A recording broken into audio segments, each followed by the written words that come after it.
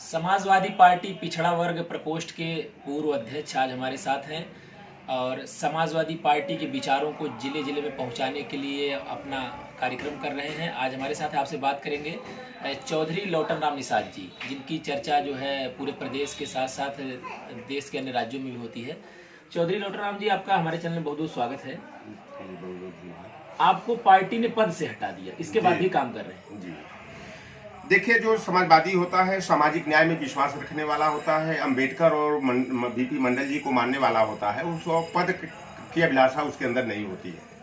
हम लोग 1990 में जब मंडल का आंदोलन चल रहा था, मैं स्नातक की शिक्षा बनारस में की गलियों में ग्रहण कर रहा था। उस समय मैंने देखा कि जो मंडल कमीशन का आंदोलन, जो अन्य पिछड़े वर्ग की जातियों को मंडल कमीशन के तहत सरकारी सेवाओं में पदोन्नति में 27% आरक्षण की अधिसूचना 13 अगस्त 1990 को जारी की गई थी। तो मैंने देखा कि गाय, सुअर, गधा, घोड़ा के गधे के ऊपर, सुअर के ऊपर शरद यादव, मुलायम सिंह यादव, लालू प्रसाद यादव, रामविलास पासवान के नाम की पट्टिका चिपका दी जाती थी। उसी समय हमारे मन में यह भावना आई कि हमारे पिछड़े वर्ग के लोगों के नाम की पट्टिका पशुओं के ऊपर चिपकाने का मतलब है कि हमारे समाज के लोगों को पशु, सुअर, गाय, भैंस समझा जा रहा है। और उसी समय मैंने संकल्प ले लिया कि मैं जान दे दूंगा उस कौम के लिए जिस कौम में चौधरी लौटन राम निषाद का जन्म हुआ है, लेकिन सामाजिक न्याय की बुनियाद को निज स्वार्थ के लिए जो है कमजोर होने नहीं दूंगा।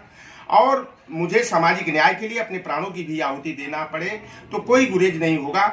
समाजवादी पार्टी पिछड़ा वर्ग प्रकोष्ठ उत्तर प्रदेश का मुझे प्रदेश अध्यक्ष की जिम्मेदारी माननीय राष्ट्रीय अध्यक्ष अखिलेश यादव जी ने दिया था, बड़े भरोसे के साथ दिया था। और मैंने उनकी भावना जो हमारे प्रति थी उसके अनुसार मैं कोरोना काल में 37 जनपदों का भ्रमण करके मैंने social engineering, micro social engineering के तहत लोहार कुहार सुनार हो, तिली तमुड़ी बरई बारी हो, नाई धोबी गुजरा कसाई हो, फकीर हो, जुलाहा हो, गद्दी हो, चाहे अहिर कुर्मी काछी हो, लोधी किसान हो, सारी जातियों को मैंने माइक्रो सोशल इंजीनियरिंग के तहत प्रदेश के संगठन में, जिला के संगठनों में मैंने समायोजित करके सम्मान देने का काम किया था।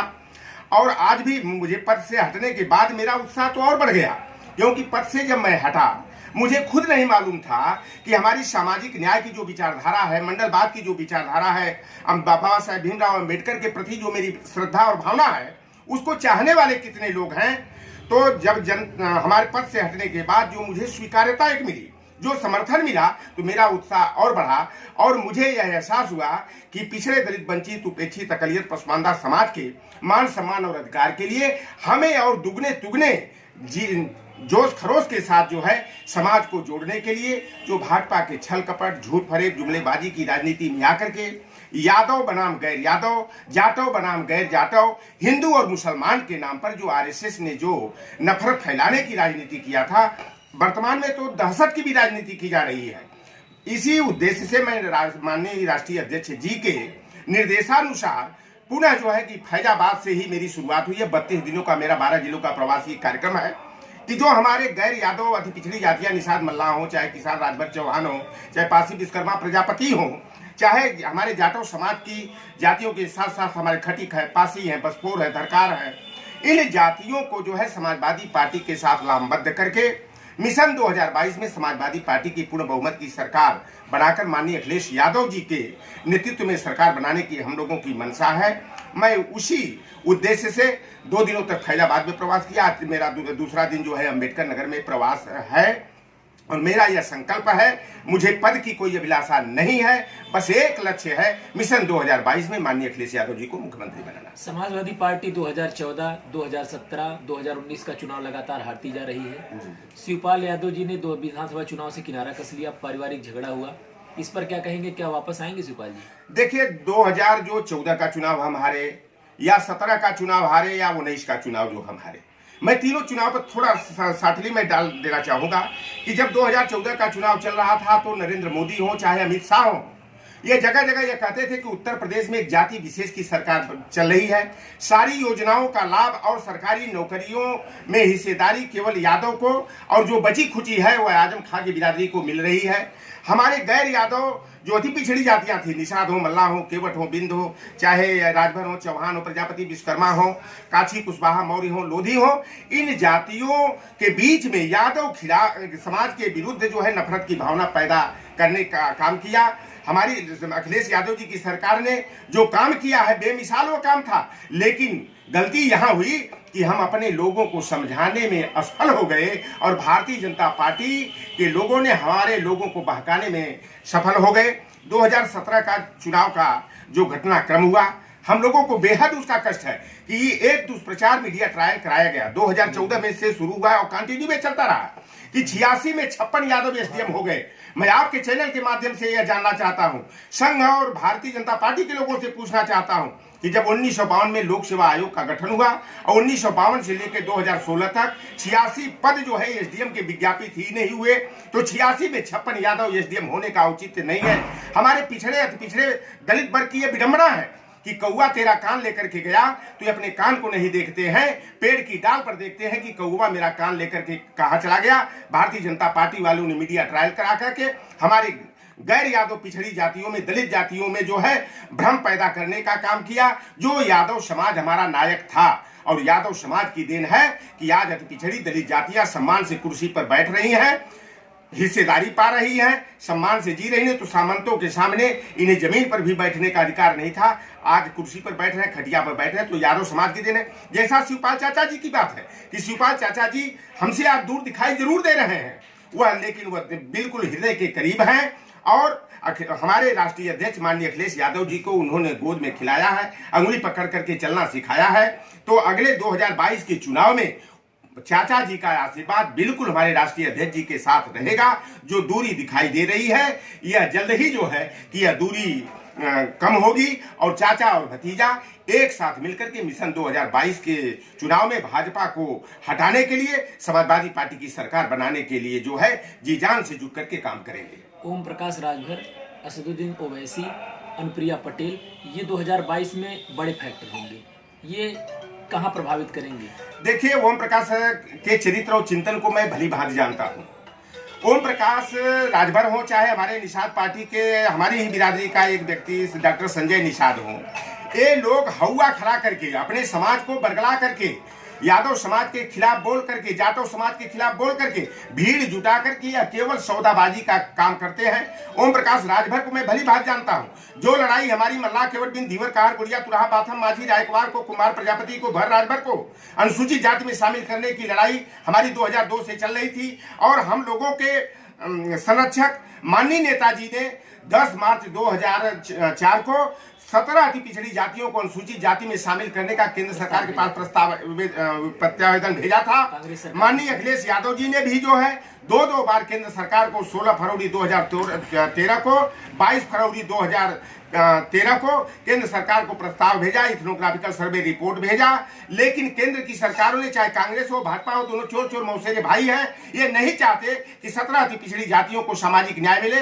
ये भी राष्ट्र और समाज की मुख्य धारा से जुटे। ओम प्रकाश राजभर और मैं एक ही दिन राहुल गांधी से मिलने के लिए 8 फरवरी 2007 को हम लोग 12 तुगलक लेन में गए थे और हमारे साथ 23 प्रतिनिधि थे। ओम प्रकाश राजभर अकेले गए थे और उनके राहुल गांधी जी के सचिव कनिष्क सिंह ने कहा कि निषाद जी आपकी भी मांग 17 जातियों को आरक्षण की है। ओम प्रकाश राजभर भी भर राजभर को अनुसूचित जाति में शामिल करने की बात करते हैं, तो आप दोनों लोग एक साथ क्यों नहीं बात कर लेते?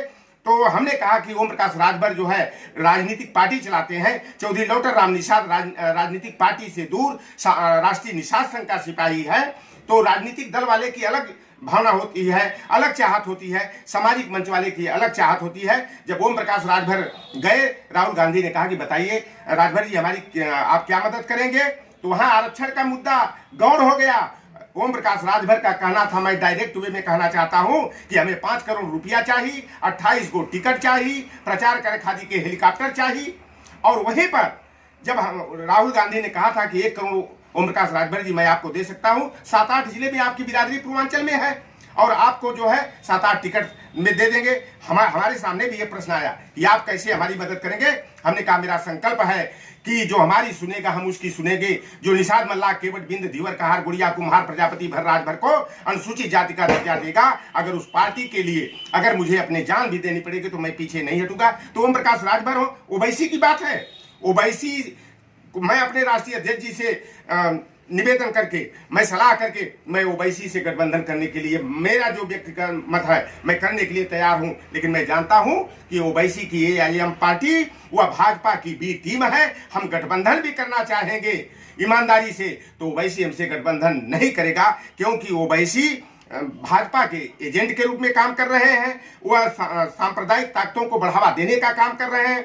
धर्मनिरपेक्ष और सामाजिक न्याय की विचारधारा में काम करने वाली, आगे बढ़ने वाली पार्टियों को कमजोर करने का वो षड्यंत्र करते हैं। और ओम प्रकाश राजभर आज लग रहा है कि भाजपा के खिलाफ बोल रहे हैं। वह भारतीय जनता पार्टी का अंडर करेंट उनके साथ चल रहा है। वह राजनाथ सिंह के इशारे पर आज भी, पहले भी काम करते थे और आज भी काम करते हैं। ओम प्रकाश राजभर जैसा अपने कौम का दुश्मन और संजय निषाद जैसा कौम का दुश्मन कोई नहीं मिलेगा। संजय निषाद हमारे यहाँ के निषाद मल्ला केवट की बस्तियों में जाकर के कहते हैं कि यादवों की पार्टी बन गई, चमारों की पार्टी बन गई, यादव मुख्यमंत्री बन गया, चमार मुख्यमंत्री बन गया, तो निषाद की मुख्यमंत्री क्यों न बने।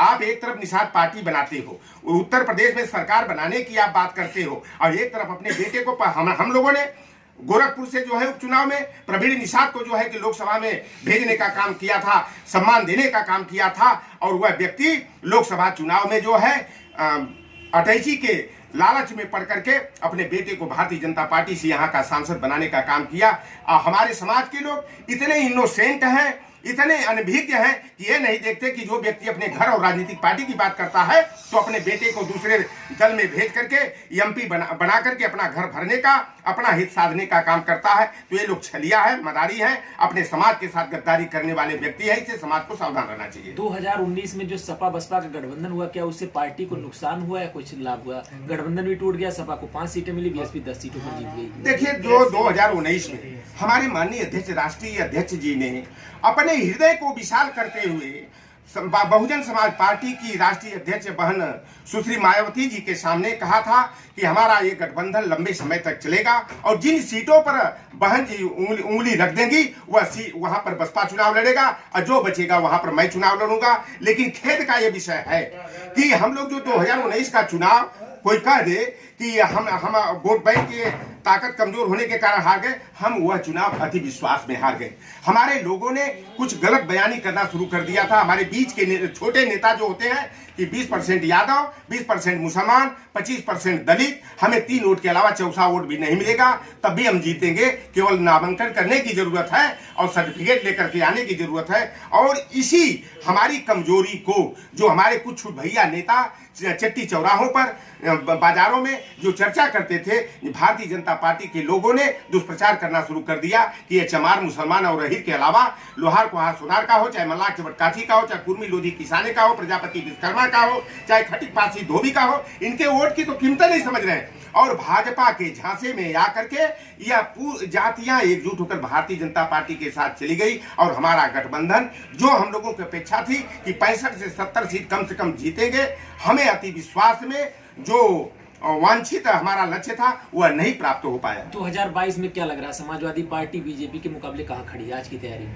देखिए, आज वर्तमान में जो है उत्तर प्रदेश की पिछड़ी दलित जनता जो है अपने को लूटी पीटी महसूस कर रही है। जब चुनाव का समय आता है तो भारतीय जनता पार्टी के लोग हिंदू की बात, मुसलमान की बात उभार देते हैं, ईद और दिवाली की बात करते हैं, कब्रिस्तान और शमशान की बात करते हैं। जो अयोध्या में राम मंदिर ट्रस्ट बना हुआ है राम मंदिर निर्माण के लिए, हमारे विनय कटियार हो चाहे वहाँ भारतीय हो, कल्याण सिंह को जो है हिंदू हृदय सम्राट कहा जाता था, लेकिन 15 सदस्यीय कमेटी में एक भी पिछड़े को न रखा जाना यह सिद्ध करता है कि भाजपा वोट के लिए लोहार कुहार को, डोम धरकार को, पासी चमार को, दुसार पासी खट्टी को हिंदू तो समझती है, लेकिन जब सत्ता में आ जाती है, सरकार बना लेती है, और जब पिछड़े दलित वर्ग के लोग आरक्षण की बात करते हैं, सामाजिक न्याय और हिस्सेदारी की बात करते हैं, तो यह इन्हें नकली हिंदू घोषित कर देती है, दोयम दर्जे का बर्ताव करना शुरू कर देती है। मेरा तो यह कहना है, मैं जगह जगह यही जाके समझा रहा हूं कि जो मंडल का विरोधी है वह हमारा पिछड़ों दलितों का हितैषी नहीं हो सकता। जो SC ST OBC के आरक्षण का विरोध करता है, हमारे आरक्षण पर कुठाराघात करता है, वह भारतीय जनता पार्टी जो संघ के इशारे पर चलती है, वह पिछड़ों दलितों की हितैषी नहीं हो सकती। अब जनता मन बना ली है, जनता जल्दी इंतजार करिए कि कब 2022 आए। विधानसभा के चुनाव में जो भाजपा ने छल कपट करके हमारे पिछड़े दलित वंचित वर्ग के लोगों को दिग्भ्रमित करके वोट लेकर के सरकार बनाया, लेकिन चाहे शुल्क प्रतिपूर्ति की व्यवस्था हो, आरक्षण की व्यवस्था हो, चाहे छात्रवृत्ति की व्यवस्था हो, चाहे जन कल्याणकारी योजनाओं का हो, हमारे समाज को, पिछड़े दलित वर्ग के लोगों को मरहूम करने का काम भारतीय जनता पार्टी कर रही है। अब यह जो मनुवादी विचारधारा के लोग हैं, जनता इन्हें जो है कि लटक करके, झटक करके, पटक करके 2022 में सत्ता से हटाएगी और अखिलेश यादव जी के नेतृत्व में उत्तर प्रदेश में समाजवादी पार्टी की जनप्रिय सरकार बनाएगी। अभी आपने चौधरी लौटरराम निषाद जी को सुना, जिनका कहना है कि समाजवादी पार्टी 2022 के चुनाव में अखिलेश यादव को मुख्यमंत्री बनाने के लिए कोई कोर कसर नहीं छोड़ेगी और तैयारियां जो है वो जारी रहेगी।